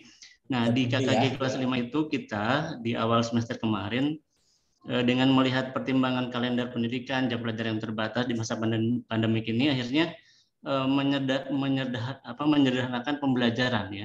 Jadi dari buku tematik JSIT yang kelas 5, dari tema 5, 6, 7 ini ke 9 itu kita buat pembelajarannya lebih sederhana. Jadi satu tema itu hanya 4 sampai 6 pertemuan saja ya. Setelah dikurangi matematika ya, karena matematika bidang studi. Nah, kemudian alhamdulillah sudah pakai ADLX Introflex juga, dan AFL, AOL, dan AL juga sudah dilaksanakan walaupun memang belum maksimal ya di ininya. Nah, yang mau jadi saya tanyakan, apakah ini sudah bisa dikategorikan kita menggunakan kurikulum merdeka? Nah, seperti itu ya, pembelajaran merdeka. Nah, itu yang pertama. Kemudian yang kedua, nah, kurikulum merdeka ini kan tadi ada ciri khas. Nah, dalam perangkat pembelajarannya seperti RPP ya. Nah, ini ada nggak ciri khas atau muatan inti yang baku yang harus ada dalam kurikulum merdeka, sehingga kalau kita lihat ini ada RPP, ini sudah menerapkan kurikulum merdeka nih, karena ada ciri khas atau ada hal-hal yang baku dalam kurikulum merdeka untuk pembuatan RPP-nya. Mungkin itu, Coach. Semoga bisa dipahami. Jazakumullah khairan. Wassalamualaikum warahmatullahi wabarakatuh. Waalaikumsalam warahmatullahi wabarakatuh. Silakan Ustaz. Baik, terima kasih Ibu Husnul dan Pak Mukni ya. Ahlan wa sahlan Pak Mukni, ketemu kembali ya di forum online ini. Baik, yang pertama terkait dengan fase dan hubungannya dengan penilaian akhir fase. Nah, Bapak Ibu sekalian, di dalam perkembangan asesmen yang dikembangkan di dalam kurikulum merdeka dan di SIT, kita mengenal ada 3 aktivitas asesmen. Ada asesmen as learning, ada asesmen for learning, dan ada assessment of learning. Nah, kita tahu juga bahwa assessment itu ada yang dilaksanakan yang menjadi ranahnya pemerintah, dan ada assessment yang menjadi ranahnya sekolah, dalam hal ini adalah guru. Yang menjadi ranah pemerintah tentunya itu ada nanti dalam bentuk penilaian AKM ya. Itu juga sudah jelas waktunya kapan, dan kita harus mengikuti ya, karena pemerintah ingin mengukur sampai sejauh mana tingkat kemampuan anak-anak dalam aspek literasi, numerasi, dan sebagainya. Ya, seperti itu. Nah, sementara di sekolah, Bapak dan Ibu sekalian, kita harus melakukan 2 asesmen penting oleh guru, yaitu assessment as learning dan assessment for learning. Nah, waktunya kapan? Waktunya disesuaikan dengan kebutuhan, dengan desain yang guru lakukan. Misalnya assessment as learning. Assessment as learning itu adalah aktivitas kita untuk mencari tahu sampai jauh mana tingkat pemahaman anak. Itu tidak harus menunggu sampai di akhir tahun ajaran, ya. Tapi guru bisa merancang di setiap materi yang disampaikan, guru bisa mengukur dengan cara melibatkan siswa. Ketika itu kita menggunakan assessment as learning. Nah, guru pun bisa melakukan mungkin dengan beberapa soal, beberapa pertanyaan untuk memastikan apakah anak-anak kita menguasai kompetensi yang diajarkan, ya, yang sudah dipelajari oleh siswa. Itu kita menggunakan assessment for learning. Jadi assessment ini bisa dilakukan oleh guru untuk memastikan sampai sejauh mana anak-anak menguasai apa yang sudah dipelajarinya, sehingga kita bisa melanjutkan kepada materi berikutnya. Ya, seperti itu. Jadi itu silakan Bapak dan Ibu sekalian, itu dilakukan, dan itu tidak terbatas. Ibu mau melakukan di akhir semester pertama di kelas 1 juga silakan. Ibu mau melakukannya juga secara khusus di setiap akhir pembelajaran dengan 1-2 pertanyaan juga silakan. Itu adalah memang seharusnya demikian. Ibaratnya apa? Ibaratnya kita itu sebagai koki ya, Ustaz Bumi ya, sebagai seorang koki yang harus selalu mencicipi setiap masakan kita dalam prosesnya. Apakah masakan kita itu terlalu banyak garamnya atau kurang garam? Nah, maka itu kita lakukan assessment for learning itu di dalam proses ya, seperti itu. Itu Bu Husnul ya, terkait dengan assessment. Nah, untuk di akhir fase memang ada nanti kita harus mengukur, karena di sini per fase, yaitu kelas 1, kelas 2, kelas 3, kelas 4, kelas 5, kelas 6. Nanti pemerintah pun akan melakukan pengukuran itu ya, untuk memastikan tingkat penguasaan materi yang sudah diajarkan. Karena punya hak pemerintah pun untuk melakukan itu. Tapi assessment yang paling ideal itu kita melakukan ya dalam setiap proses atau selama proses kita lakukan, itu perlu kita lakukan assessment ya. Itu yang pertama. Yang kedua, Bapak Ibu sekalian, ini penyederhanaan ya. Ya, itu bagian daripada merdeka, pesan Bumi ya. Kita merdeka, kita punya kewenangan untuk menyesuaikan dengan kondisi yang ada.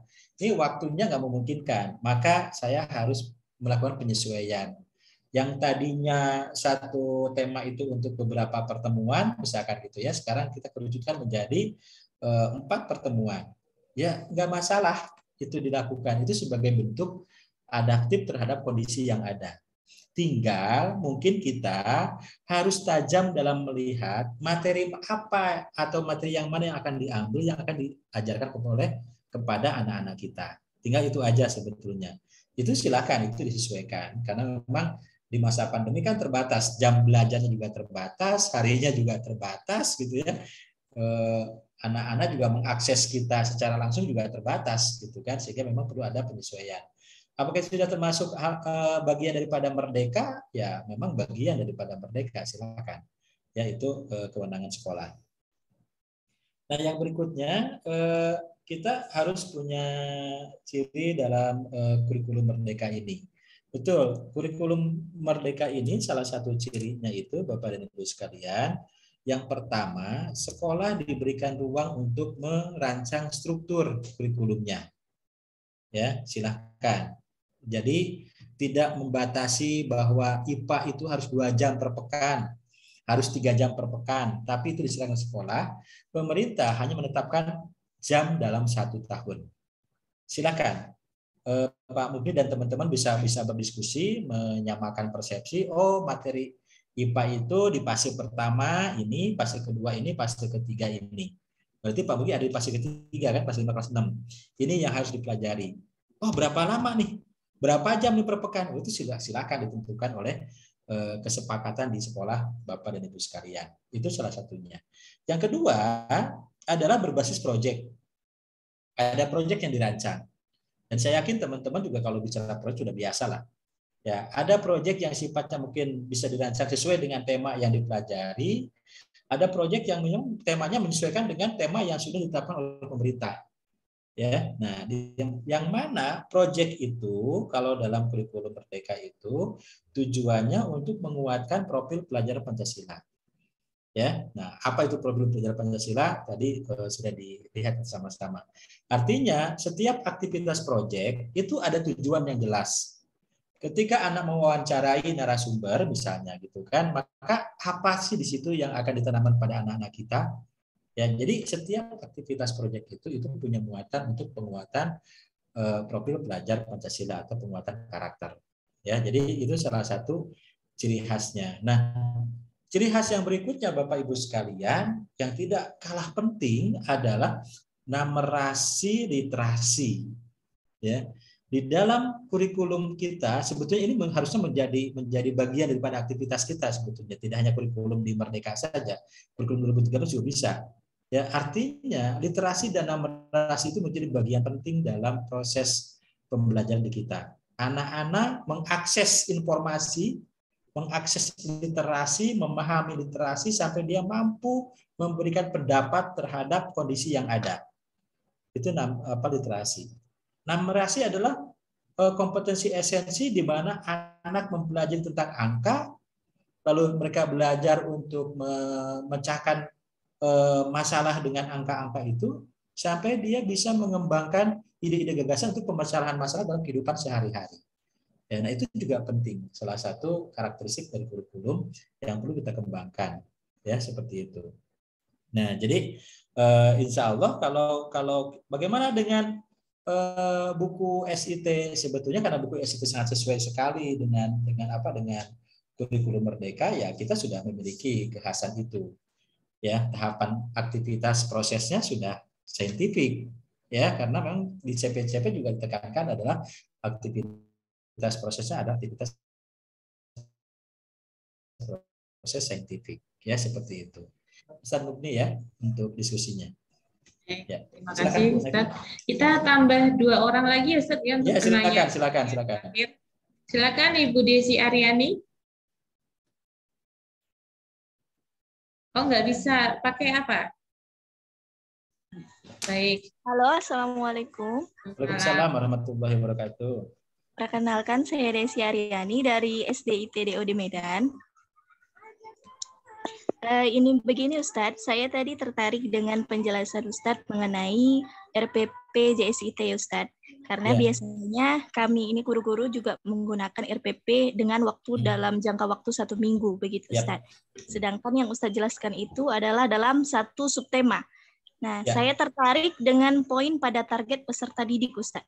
Di situ dituliskan bahwasanya ketika dalam merancang RPP, kita itu harus menuliskan target peserta didik, yaitu tadi ada golongan reguler, hambatan belajar, dengan cerdas berbakat istimewa, begitu ya Ustaz. Pertanyaan saya, bagaimana mengklasifikasikan yang target peserta didik tersebut ketika di dalam kelas seperti itu Ustaz? Dan bagaimana cara memaksimalkannya sehingga dapat tercapailah kriteria dari kurikulum Merdeka tadi, yaitu fleksibel. Baik. Terima kasih. Ya, satu lagi Ustaz, silakan. Ya, silakan. Ibu Suhaibah dari SDIT At-Taqwa. Ibu Oke, belum siap. Ibu Nur Rohmah. Ibu Eva, gimana Ibu Eva? Sepertinya satu lagi saja Ustadz, Baik, Ibu dari silakan. Bu Desi Aryani tadi. Silakan Ustadz. Oke, baik. Terima kasih. Bu Desi dari Medan ya, Bu Desi ya? Iya, dari Medan. Dari Medan. Baik, Bapak dan Ibu sekalian, ketika kita bicara tentang target peserta didik, itu ada beberapa klasifikasi yang tentunya klasifikasi itu kita tidak serta-merta langsung dilihat on the spot saat itu ya. Tapi target peserta didik itu kita tahu bagaimana karakteristik peserta didik atau modalitas peserta didik kita itu biasanya kita dapatkan dari awal tahun.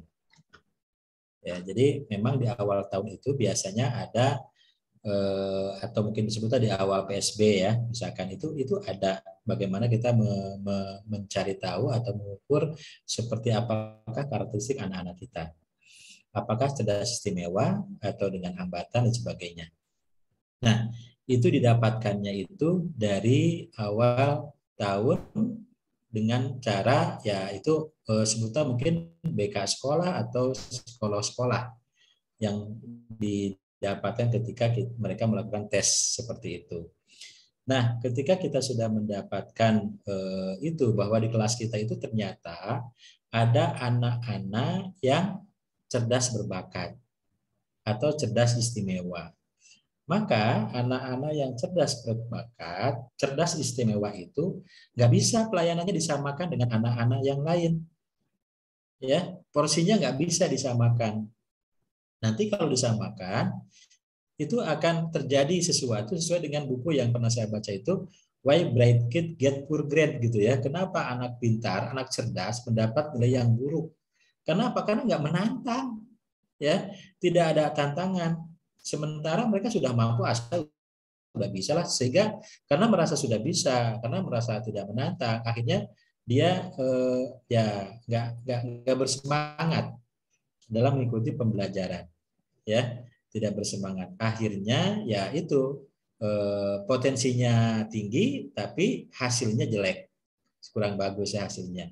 Nah, sehingga itu perlu dipastikan di kelas kita itu kita tahu kelas kita itu modalitasnya seperti apa nih, gitu kan? Apakah ada anak-anaknya reguler semua? Oh, ternyata anak-anak kita itu reguler semua nih, gitu ya. Aman lah, gitu kan? Seperti itu. Berarti ya pelayanan itu sesuai dengan pelayanan kepada mereka.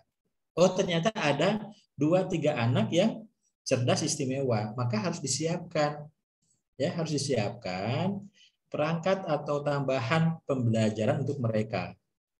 Apakah itu sifatnya nanti adalah penugasan tambahan atau apa, setidak-tidaknya peluang mereka atau potensi mereka itu bisa terwadahi, ya, terakomodir dengan pembelajaran yang kita selenggarakan.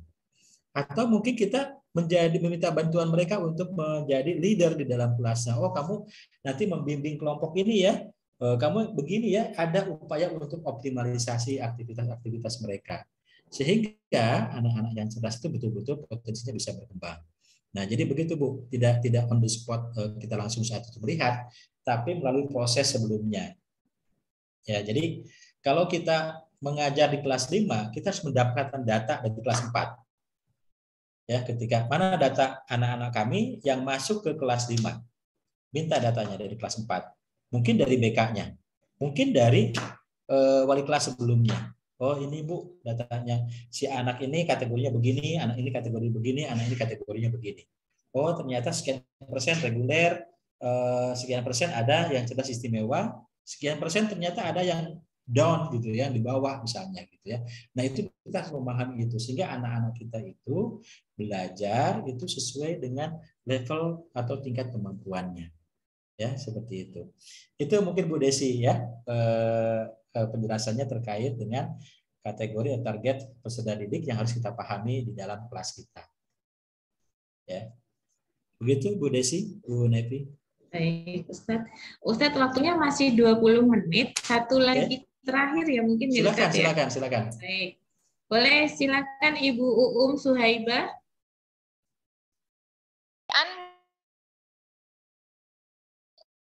Nggak bisa. Ya. Waalaikumsalam warahmatullahi wabarakatuh. Saya mau bertanya terkait dengan buku tema yang dari JSIT itu ya, untuk yang dalam 1 tahun itu kita dituntut untuk menuntaskan buku tema tersebut dari tema 1 sampai dengan tema 9. Nah, apakah dalam kurikulum Merdeka ini nantinya kita pun dituntut untuk menuntaskan? Mungkin memang nanti bukunya itu berbeda ya Ustadz ya, karena kan nanti pelajarannya itu dipilah-pilih kembali, mana yang lebih diutamakan.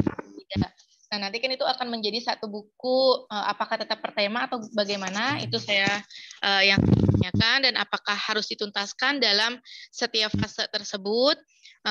Kemudian, tadi apa ya? Dalam setiap fase tersebut seperti itu. Dan kemudian untuk pelajaran Al-Qur'annya itu tersendiri bagaimana ya Ustadz ya? Ya cukup itu aja ya yang ingin saya tanyakan. Terima kasih. Wassalamualaikum warahmatullahi wabarakatuh. Waalaikumsalam warahmatullahi wabarakatuh. Ya, langsung Bu Nevi ya. Iya Ustadz, langsung silakan. Baik, Bu ya. Bu dari SD mana Bu? SDIT At-Taqwa.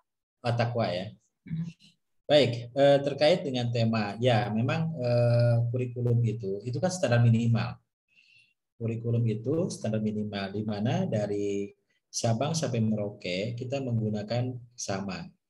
Potensi anak kita itu standar minimalnya disamakan dengan potensi anak-anak yang ada di Papua, anak-anak yang ada di Timur Timur, misalkan gitu ya, seperti itu. Nah, anak-anak yang ada di pedalaman lah gitu. Artinya memang kurikulum yang ada yang dirancang oleh pemerintah itu adalah kurikulum yang merupakan standar minimal. Sehingga orang-orang di kota itu harus mampu mengembangkannya. Lalu apakah kurikulum itu harus tuntas? Ya, jawabannya kurikulum itu harus tuntas. Ya. Ketika kita menggunakan kurikulum 2013 dengan pendekatan tematik, maka tema 1 sampai tema 9 itu harus tuntas. Betul, harus tuntas. Karena itu sudah merupakan standar minimal, dan untuk sekolah-sekolah yang di kota itu sebetulnya bisa lebih cepat, bahkan mungkin selesainya. Kalaupun tidak lebih cepat, waktunya sama, tapi bisa diperkaya, bisa dikembangkan. Ya, seperti itu. Nah, bagaimana dengan kurikulum Merdeka yang per fase itu sama, itu pun harus tuntas. Jadi fase pertama itu harus dikuasai oleh anak kelas 1 dan anak kelas 2. Fase B itu harus dikuasai oleh anak-anak kelas 3 dan kelas 4. Artinya kalau kita bicara tentang fase B di kelas 4, itu harus sudah menguasai ya dari fase pertama, fase 1, fase 2, kelas 1, kelas 2, kelas 3, kelas 4 gitu ya. Seperti itu. Kenapa? Karena tingkatan materinya sudah jelas. Ya, tingkat kesulitan materinya itu sudah jelas, sudah terukur. Ya, seperti itu. Jadi kalau ditanyakan apakah harus tuntas, betul harus tuntas. Bagaimana kita untuk mengukur ketuntasannya? Maka dari itu kita harus melakukan assessment. Bisa assessment for learning yang kita lakukan, ada assessment of learning yang dilakukan mungkin di akhir fase, kita lakukan sendiri secara internal sekolah kita, bisa kita lakukan. Sehingga kita bisa mengatakan, oh ternyata kurikulum ini tuntas kita pelajari dan dikuasai oleh anak-anak kita. Itu yang pertama terkait dengan ketuntasan. Jadi kalau ditanya harus tuntas, ya harus tuntas, ya seperti itu. Yang kedua, bagaimana dengan pembelajaran Al-Qur'an? Al-Qur'an itu sebetulnya dengan kurikulum Merdeka dan ada penyesuaian jam pelajaran di mana sekolah punya kewenangan untuk mengaturnya, silakan. Itu tetap diajarkan, tetap ada, karena itu merupakan ciri khas sekolah Islam terpadu. Kalau sekolah Islam terpadu tidak ada pembelajaran Al-Qur'an, wah itu repot gitu ya, gitu. Jadi harus ada. Berapa jam ya yang idealnya dilaksanakan untuk di sekolah Islam terpadu? Ya 8 jam satu hari, 2 jam pelajaran itu harus dilakukan. Karena apa? Karena kita ada target. Ada target pembelajaran Al-Qur'an. Jadi hari Senin, Selasa, Rabu, Kamis itu biasa ada penghafal Al-Qur'an, hari Jumatnya itu ada murojaah. Mungkin kalau di kelas 1, kelas 2, Senin, Selasa, Rabu, Kamis, Jumat. Kelas 3 sampai dengan kelas 6 misalkan Senin, Selasa, Rabu, Kamis. Silakan. Itu desain oleh sekolah. Tapi harus mencapai target juga. Karena ada target hafalan dan target bacaan. Target bacaan, anak-anak sudah bisa membaca dengan benar sesuai dengan aturan membaca Al-Quran, makhrajul huruf dan sebagainya. Yang kedua ada target hafalan. Anak-anak ketika selesai tingkat SD minimalnya dia harus hafal juz 30 dan juz 29. Nah, untuk itu Bapak Ibu sekalian, JSIT memberikan satu bahan belajar yaitu dengan ilman waruhan yang sudah mencoba disesuaikan untuk pencapaian target itu. Ya, jadi untuk pembelajaran Al-Quran bisa menggunakan ilman waruhan yang sudah dikeluarkan oleh JSIT. Ya. Itu Bu Uum, ya. Semoga bisa disimak penjelasannya. Baik, terima kasih Ustaz. Sepertinya masih banyak yang ingin bertanya, tapi kita dibatasi oleh waktu. Baik. Masya Allah ya, antusias yang sangat luar biasa ini dari guru-guru SIT yang ingin terus maju, terus berkembang, berkarya, memberikan yang terbaik. Insya Allah Bu Nevi nanti ada event untuk guru-guru ya, untuk bersama penulis untuk terkait dengan bedah tematik ini. Nanti ada penyusunan RPP juga gitu kan. Iya. Teman-teman bisa ikut. Masya Allah ya, berarti tunggu informasinya saja Ustaz ya. Karena kegiatan hari ini memang ini adalah sekolah online yang diselenggarakan oleh Pusdiklat dan hari ini bekerjasama dengan DUI. Tapi nanti setiap pekannya akan selalu ada tema-tema menarik yang kami berikan ke seluruh guru SIT. Pekan depan ada, pekan selanjutnya ada. Jadi nanti pun akan ada itu ya Ustaz ya. Tanggal 16-an. Tanggal 16-an. Itu nanti mungkin dari tim akan Diana ya. Iya betul Pak. Pusdiklat ya. Iya, tanggal 16 nanti ada program. Perkiraan ya Bu ya, kalau tidak berubah ya. Jadi ditunggu saja informasinya, nanti akan ada bertemu lagi pembahasan yang lebih detail tentang kurikulum sekolah Islam terpadu. Mungkin di akhir ada close statement Ustaz dari baik. Ustaz Ahmad. Terima kasih Bu Nevi, Bapak dan Ibu sekalian. Di masa pandemi kita dipaksa untuk adaptif dengan cepat ya dengan kondisi yang ada, dan disitulah bagaimana fleksibilitas guru diuji. Nah, Bapak Ibu sekalian, ketika kondisi seperti itu, alhamdulillah secara umum sekolah-sekolah Islam terpadu itu bisa adaptif, bisa fleksibel. Artinya bisa menyesuaikan dengan kondisi yang ada, bisa menyerap teknologi sehingga pembelajaran juga tidak terlalu terkendala walaupun dilaksanakan secara online. Ya. Nah, oleh karena itu Bapak dan Ibu sekalian perlu dipastikan bahwa dengan sikap adaptif dan fleksibel ini harus terus kita miliki agar kita betul-betul mampu untuk mengikuti perkembangan kekinian terkait dengan pembelajaran terutama. Karena walau bagaimanapun juga ini selalu saya sampaikan kepada teman-teman, posisi guru tidak bisa digantikan oleh siapapun. Tapi Bapak Ibu sekalian, guru yang menguasai teknologi akan menggantikan guru yang tidak menguasai teknologi. Atau guru yang tidak menguasai teknologi akan digantikan oleh guru yang menguasai teknologi. Nah, untuk itu mungkin mari kita terus adaptif dan fleksibel menyesuaikan dengan kebutuhan di masa mendatang, sehingga kita sebagai guru betul-betul diharapkan keberadaannya untuk bersama-sama menyelenggarakan proses pembelajaran yang terbaik untuk siswa kita. Ya, demikian mungkin Bu Nevi ya dari saya. Terima kasih teman-teman sekalian. Wassalamualaikum warahmatullahi wabarakatuh. Waalaikumsalam warahmatullahi wabarakatuh. Terima kasih banyak Ustadz. Masya Allah. Pesan yang luar biasa untuk kita semua sebagai guru harus adaptif dan fleksibel dengan perubahan-perubahan di dunia pendidikan yang terus berkembang. Nah, kemudian sebelum saya tutup, mungkin untuk Bapak dan Ibu sekalian, pekan depan sekolah online akan ada tema yang memberi materi adalah Ustadz Supro di tanggal 15 dan 17 tentang pelatihan penyusunan soal AKM khas SIT. Keren sekali, jadi jangan sampai terlewat, silahkan mendaftar. Lalu di tanggal 16 betul Ustadz rencananya akan ada BIMTEK. BIMTEK untuk pengguna buku-buku tematik SIT. Jadi jangan dilewatkan, silakan mendaftar, jangan sampai ketinggalan.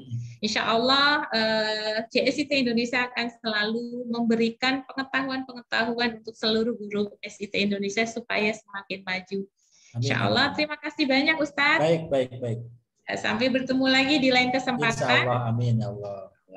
Kita tutup pertemuan hari ini dengan istighfar. Astagfirullahaladzim, astagfirullahaladzim, astagfirullahaladzim. Doa penutup majelis. Subhanaka Allahumma wa bihamdika asyhadu an la ilaha illa anta astaghfiruka wa atubu ilaik. Billahi taufik wal hidayah. Wassalamualaikum warahmatullahi